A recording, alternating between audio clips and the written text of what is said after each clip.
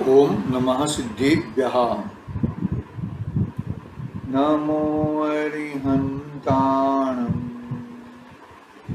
नमो सिद्धाणं नमो आयर्याणं नमो वज्रायाणं नमो लोये सर्वसाहुणम्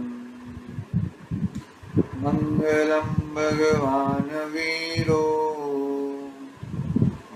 मंगलम गौतमो गणी मंगलम कुंद कुंडार्यो जय धर्मोस्तु मंगलम सर्वमंगल्य मंगल्यम सर्वकल्याणकारकम प्रधानं सर्वधर्मानं जैनं जयतु शासनं जैनं जयतु शासनं यस्य स्वयं स्वभावाप्ति भावे कृष्णकर्मणः तस्मै संज्ञानरूपाय नमस्तु परमात्मने नमस्तु परमात्मने चेतिले चेतन चेत्या विना हिम चालसी।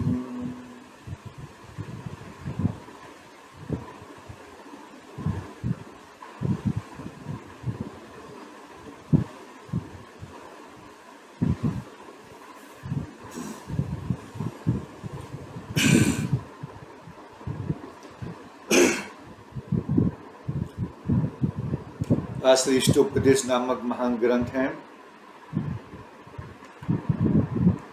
पूज्यपाद स्वामी का ये महान ग्रंथ की बात हम कर रहे हैं। चर्चा का विषय अपना ऐसा है कि जैसे जैसे यह जीव अपने आत्म सम्मुख जाता है, ऐसा ऐसा यह जीव बाहर के विषयों, बाहर की चीजों से छूटता जाता है। जितना जितना अंदर जाएगा, इतना इतना बाहर से दूर होता जाएगा। अपने स्वभाव में जितना जितना तल्लीन होते जाएगा, इतने प्रभावों से छूटा पड़ता हुआ जाएगा। प्रभाव ने स्वभाव को लाया ऐसा नहीं है। स्वभाव तो मेरे पास था और उसका ही मुझे विश्वास हुआ, तब जाके मैं मेरे स्वभाव में बैठा और विभाव चला गया। और कुछ ज्यादा बात नहीं है इसके अंदर। बात बहुत ही सरल और स्ट्रेट बात है, कोई उलझने जैसी बात नहीं है। उलझे हुए बाहर रहोगे तो उलझे रहोगे, और अंदर आओगे तो उलझन कम हो जाएगी भैया। अब समझो। ठीक उसी तरह अपनी बात आगे बढ़ करते हैं। देखो, हमने कल पढ़ा था 38 नंबर की गाथा, उसका एक टीका भी प्रारंभ की थी। थोड़ा लेते हैं और गाथा पढ़ता हूं मैं। यथा यथा न रोचन्ते विषया सुलभायपि तथा तथा समायाति संवित्तो तत्त्वमुत्तमम्। क्या कहा कि संवित्तो यानी कि स्वानुभव, अपने स्वभाव की एकाग्रता, अपने स्वभाव का अवलंबन।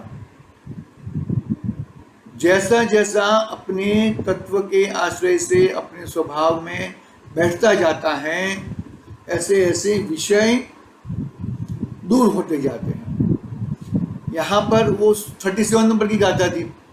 यहाँ पर जैसे जैसे उसको विषय अच्छे नहीं लगते हैं, तो फिर दूसरे विषयों को लाता नहीं है, अपने आत्म स्वभाव को खड़ा करता है। मतलब दोनों में फर्क है। फर्क इतना ही है कि पहले 37 नंबर की गाथा में आत्मा की ओर से बात कहा। आत्मा में जितना जितना जमता जाता है, इतना इतना पर पदार्थों से छूटता जाता है। और 38 नंबर की गाथा में ये बात बताई कि वो पर पदार्थों से छूटा पड़ता जाता है तो दूसरे पर पदार्थ लेके नहीं आता है। इससे अभी संतोष हो गया तो अभी ये लेके आओ, ये लेके आओ, वो लेके आओ, अभी ये खाना है, वो खाना है, ऐसा नहीं। जैसे जैसे उसे पर पदार्थ अच्छे नहीं लगते हैं, पर पदार्थ में रुचिता नहीं है, तो अपने आत्मा की तरफ रुचिता है। अपने आत्मा में, अपने स्वानुभव में एको हम है ना, एको हम में आ जाता है। बात, दोनों की बात ऐसे इक्वल है, लेकिन वहां पर स्वभाव की गुणता बताकर विषयों को छोड़ा है। यहाँ पर विषय छूटता है, दूसरे विषय नहीं लाता है, लेकिन अपने आत्म स्वभाव में प्रवेश करता है। दोनों की बात ऐसे समान ही है, कोई ज्यादा फर्क नहीं है। बात ये है ऐसा, देखो, जब सुलभ्य भी विषय नहीं लगे योगी को भव्य, आता अनुभव में निकट त्यों त्यों उत्तम तत्व।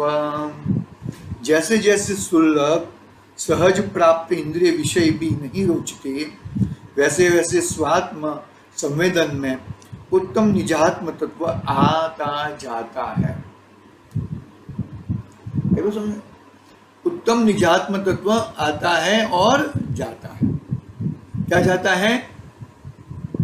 5 इंद्रिय के विषय, क्रोध मान माया लोभ, वो सब चला जाता है।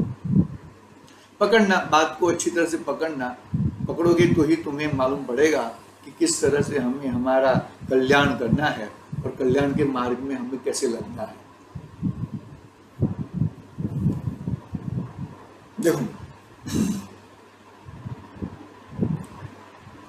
सम्यक दृष्टि ધર્મીને પોતાનો ધર્મ સંયોગમાંથી નથી આવતો।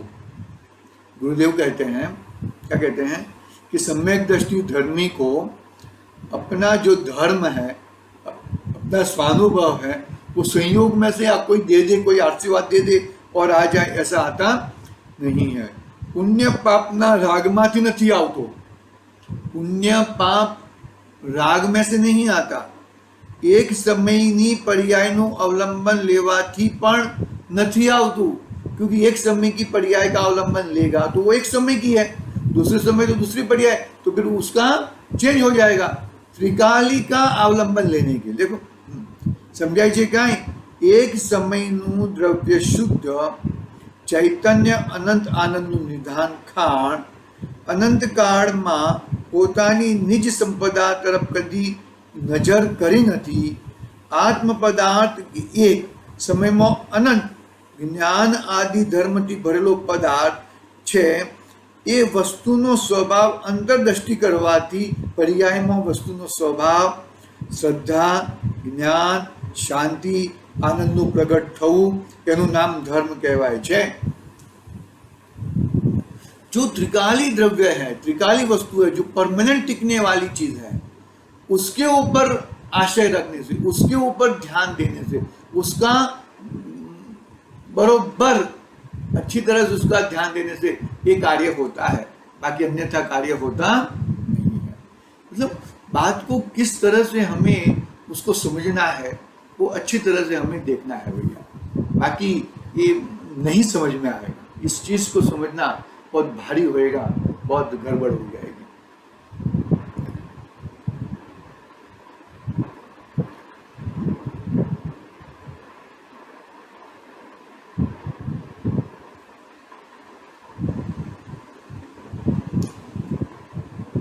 ज्यों ज्यों सहज में भी प्राप्त होने वाले इंद्रिय विषय, ज्यों ज्यों सहज में भी प्राप्त होने वाले इंद्रिय विषय धर्मी ने पूर्वना पुण्य ने कारणे सुलभताथी बीजा पदार्थ प्राप्त थाय, पण निज पदार्थमां जेने आनंद भास्यो छे एने सुलभपणे मळनार इंद्रिय विषयमां रुचि होती नहीं। हमारा क्या होता है, हमारा ऐसा होता है कि अभी ये पदार्थ के प्रति जी भर गया है। अभी फर्नीचर कराते हैं हम लोग, फर्नीचर कराते हैं तो फर्नीचर कितना साल भाई, 5 साल, अभी 7 साल, मैक्सिमम 10 साल। अभी तो पेट भर गया, अभी अभी अभी चेंज करा, अभी बहुत हो गया। यहाँ पर क्या कहते हैं, यहाँ पर उसके पुण्य के उदय से सुलभ विषय तो मिल चुके हैं, बरोबर है, लेकिन वो सुलभ विषय में न रुचते हुए वो अपने आत्मवैभव में रुचता है। बात को पकड़ना, अच्छी तरह से बात को पकड़ना, बात को नहीं पकड़ोगे तो समझ में नहीं आएगी बात। समझ में, बात को अच्छी तरह से पकड़ोगे तो ही तुम्हारा कार्य होएगा, बाकी अन्यथा कार्य होने वाला नहीं है।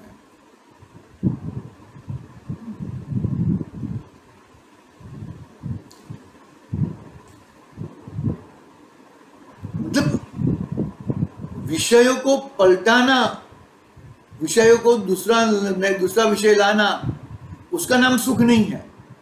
अरे वो तो दुख का दुख ही है वो। लेकिन कौन से भी विषय में मुझे सुख नहीं है और मुझे सुख मेरे भगवान आत्मा में है, वैसा लाना, तो वो सही मायने में सही जगह पे जा रहा है। सही जगह पे जा रहा है, इसका मतलब ये है कि उसका बरोबर अपनी वस्तु में, अपने अनुभव में, अपने तत्व में बैठने का कोशिश करता है। देखो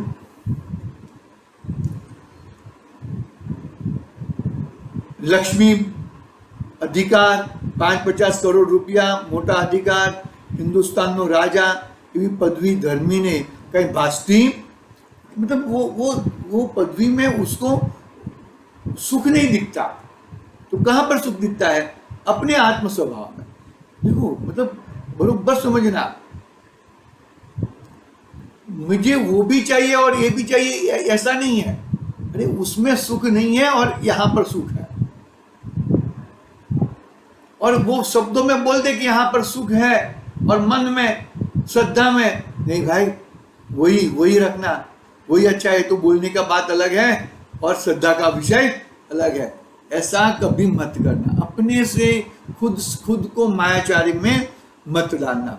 खुद को मायाचारी में डालेगा तो भाई तिरंज के अलावा और कोई चारा नहीं है।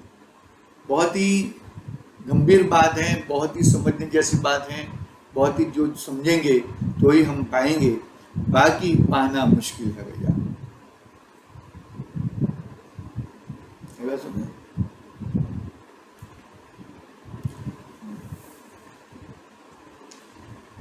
પોતાની પદવીમાં આનંદ અને જ્ઞાન આનંદ સ્વભાવમાં ભરેલો છે। આત્મા દ્રવ્યને કદી એણે એક સમય માત્ર પણ અવલોકન કરતા નિવૃત્તિ લીધી જ નથી। પોતાના સ્વભાવને કદી અવલોકન કિયા ही नहीं है, નિવૃત્તિ लिया ही नहीं है। સમજાય છે કાંઈ? પર પદાર્થનું અવલોકન અનંતવાર કર્યું। આમ છે ને આમ છે અને આ તેમ છે, પણ હું કેવો છું, बाहर की चीजों का बहुत ज्ञान है उसको। ये उसको ऐसा करना चाहिए, उसको ऐसा करना चाहिए, ये ऐसा करो, वैसा करो, ऐसे बहुत सारे उसको ज्ञान है, लेकिन स्व का ज्ञान नहीं है उसे। स्व के विषय में उसको जरा भी भान नहीं है।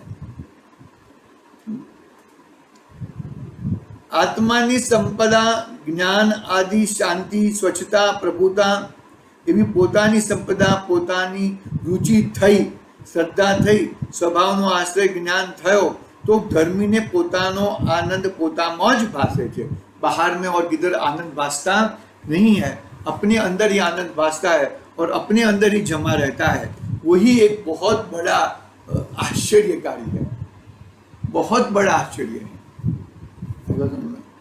इतना समझना चाहिए हमें कि किस तरह से हम अपने स्वभाव को पकड़ ले और किस तरह से हम अपने ज्ञान में चले जाए। वो बहुत ही पुरुषार्थ लगता है उसके लिए, और वो पुरुषार्थ से ही अपना कार्य होएगा, अन्यथा कार्य नहीं होएगा। बरोबर है? इस तरह हमने बहुत सारी बातें हैं, गुरुदेव ने बहुत सारा लिया है। हम आगे बढ़ते हैं अपना टीका के माध्यम से। देखो, कल हमने जो 34वें नंबर का कलश संहिता ग्रंथाधिराज का पढ़ा था,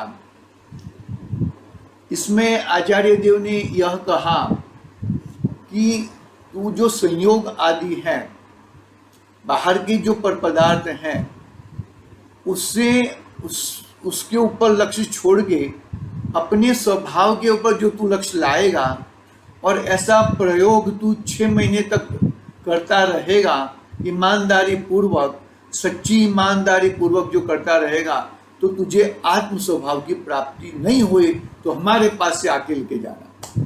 यदि तुझे, मतलब इसका मतलब ये है कि यदि तुझे आत्म स्वभाव की प्राप्ति नहीं हुई तो मतलब तेरा श्रद्धान में, तेरा और किधर और कुछ न कुछ गड़बड़ है। देखोगे, ये भव्य, तुझे अन्य व्यर्थ कोलाहल करने से क्या लाभ? तू इस कोलाहल से विरक्त हो और एक चैतन्य मात्र वस्तु को स्वयं से निश्चल लीन होकर देख। क्या कहा? बाहर के कोलाहल से कुछ फायदा नहीं है। बाहर के कोलाहल से तू ऐसा समझ ले कि तू और अंदर वो हाथी था ना, हाथी वो क्या कादव में से निकलना चाहता है, लेकिन कादव में और खुपता जाता है, कादव में से निकल नहीं पा रहा और अंदर अंदर चला जाता है। तो ऐसे संसार सागर में हम डूबते जाते हैं।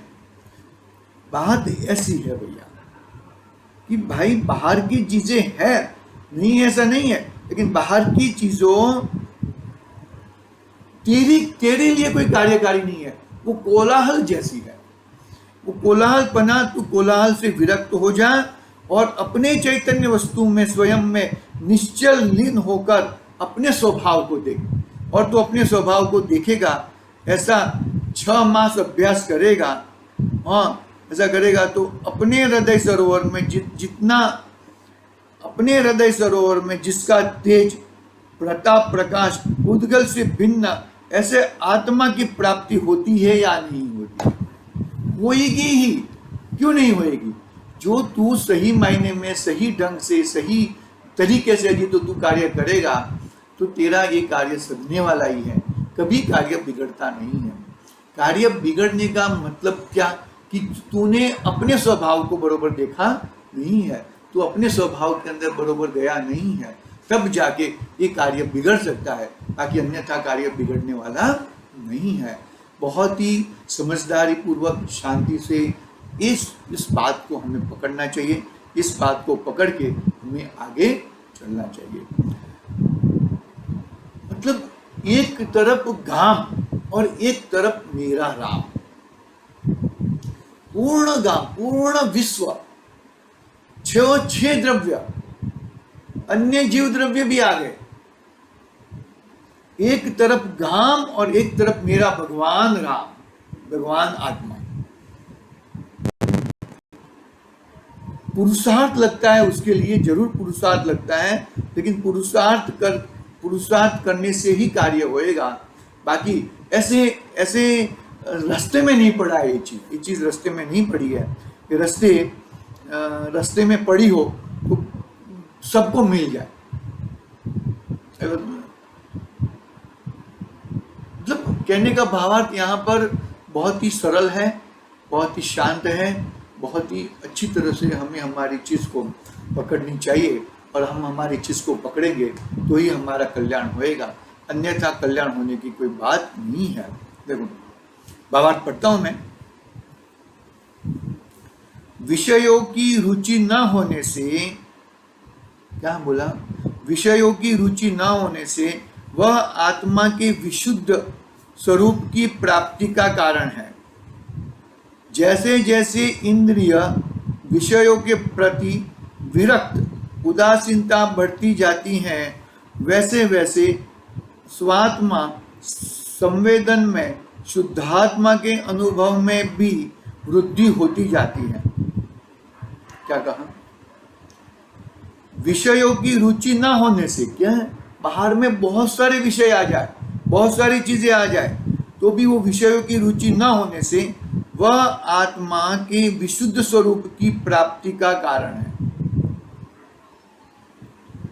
इतना सारा चीज होने के बावजूद भी मुझे उसमें कोई मन लगता नहीं है, विरक्त हो जाता है।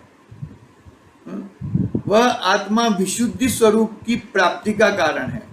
जैसे जैसे इंद्रिय विषयों के प्रति राग, विरक्ति, उदासीनता, राग हट जाता है और उदासीनता बढ़ती जाती है, वैसे वैसे स्वात्मा संवेदन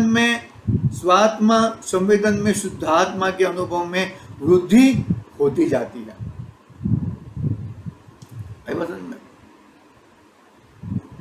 अपने स्वभाव की ओर आएगा, बाकी सब छूट जाएगा। तुझे तेरे लक्ष्य में एकमात्र तेरा स्वभाव रखना है, और वो स्वभाव रखेगा तो ही तेरा कल्याण होएगा, अन्यथा कल्याण होने वाला नहीं है।